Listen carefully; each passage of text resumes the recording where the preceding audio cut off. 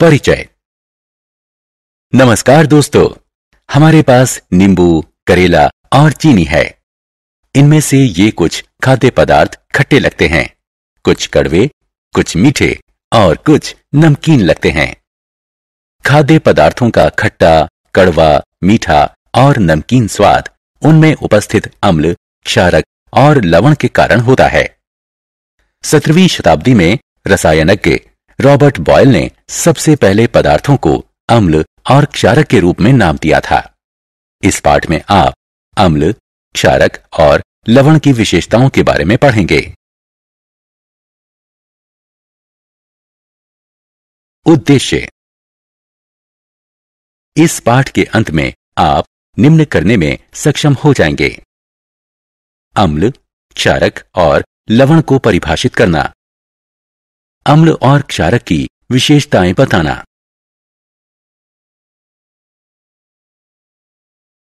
अम्ल के बारे में जानना। हम में से बहुतों को पदार्थों का खट्टा स्वाद पसंद है।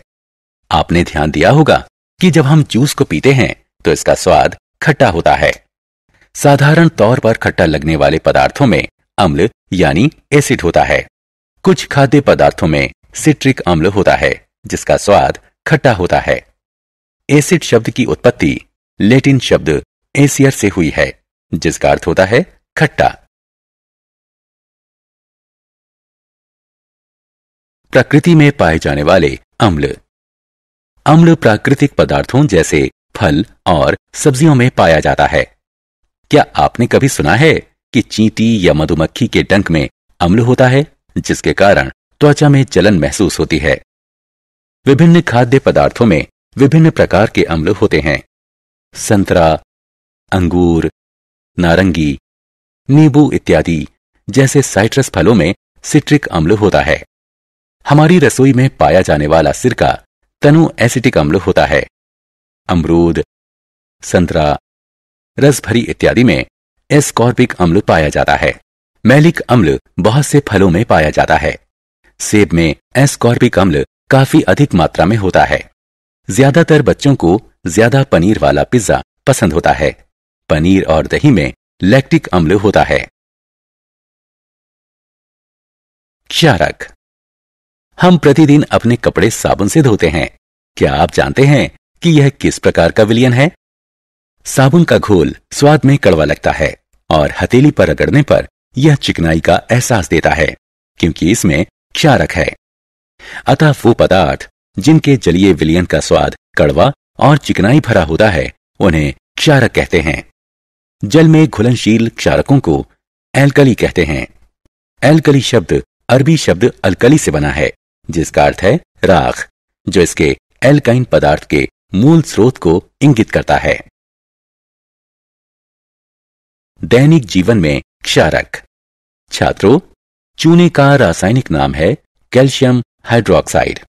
जल में चूने को घोलकर चूना पानी का निर्माण किया जाता है। दूधिया मैग्नीशिया एक औषधि है जो आहार के पाचन में सहायता करती है। इसमें मैग्नीशियम हाइड्रोक्साइड होता है जो क्षारक होता है। जब आपकी मां खिड़की साफ करती हैं तो वो जिस विलयन का प्रयोग कर रही होती हैं उसे हथेली पर लीजिए और महसूस कीजिए। आप अपनी हथेली पर चिकनाई महसूस करेंगे। वो इसलिए क्योंकि क्लीनर अमोनियम हाइड्रोक्साइड से बनते हैं जो क्षारक होते हैं। हम विद्यालय में ब्लैक बोर्ड पर लिखने के लिए खड़िया यानी चौक का प्रयोग करते हैं। ये अम्ल है या क्षारक है? चौक जब जल में घुलती है तो क्षारकीय विलयन बनती है। रासायनिक रूप से इसे कैल्शियम कार्बोनेट कहते हैं। लवण। क्या आप जानते हैं कि चींटी के डंक के स्थान पर बेकिंग सोडा लगाने से आपको आराम मिलता है? ऐसा इसलिए क्योंकि बेकिंग सोडा चींटी के दंश को निष्प्रभावी कर देता है।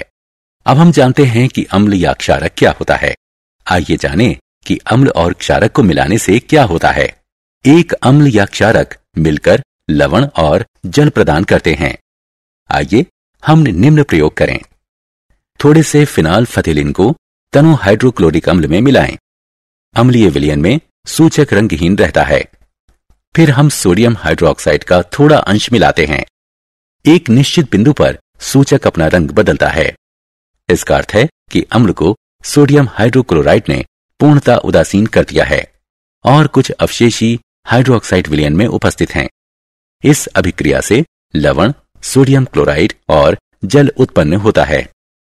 अम्लों और क्षारों की अभिक्रिया को उदासीनीकरण अभिक्रिया भी कहते हैं। हमारे दैनिक जीवन में उदासीनीकरण।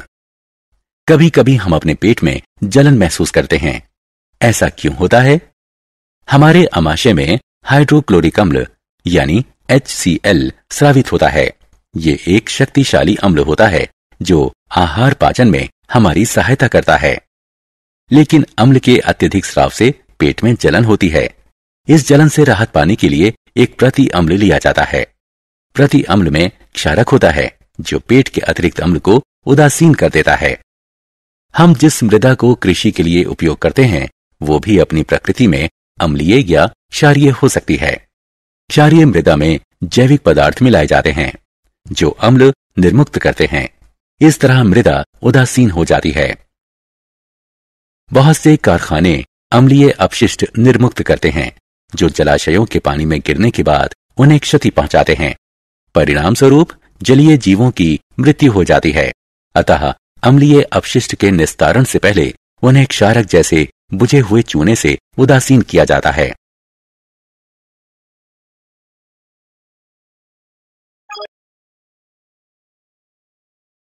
सारांश। आइए हमने जो कुछ सीखा है उसे संक्षेप में दोहराएं। अम्ल वो पदार्थ होता है जिसका जलीय विलयन स्वाद में खट्टा होता है। क्षारक वो पदार्थ होता है जिसका जलीय विलयन स्वाद में कड़वा और चिकनाई युक्त होता है। जब अम्ल क्षारक के साथ अभिक्रिया करता है तो लवण प्राप्त होता है। अम्ल और क्षारक की अभिक्रिया को उदासीनीकरण कहते हैं। उदासीनीकरण का हमारे दैनिक जीवन में महत्वपूर्ण भूमिका निभाता है।